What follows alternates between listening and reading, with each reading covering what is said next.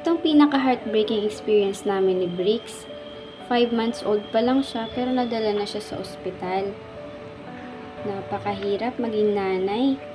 Biruin mo, 5 months old pa lang yung baby pero tad-tad na siya ng tusok sa ospital. Yung pinakaayaw namin, talagang ang sakit sa dibdib tignan. Alam mo naman, no? Ang taba-taba niya pero pumayat pa siya dyan. Diagnose nga pala siya ng pneumonia.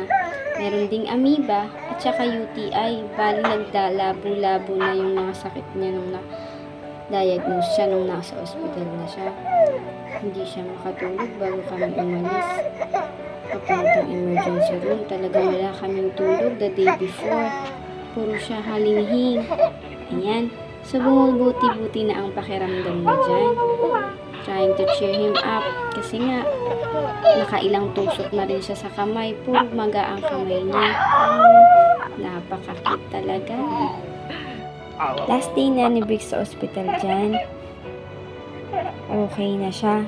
Kaya lang dahil nag-aaral siyang dumapa, ayan na naman ang kanyang kamay. Tinanggal na naman ng swero. Hinihintay na lang namin yung dalawang gamot dyan na sana itutusok sa swero. Pero dahil namagana na naman ang kanyang kamay, tinanggal na ang swero. At direkta na lang itinurok ang dalawang gamot sa kanyang magkabilang paa. Hindi pa nga natatanggal yung sakit niya sa kamay niya, tuturukan na naman ulit.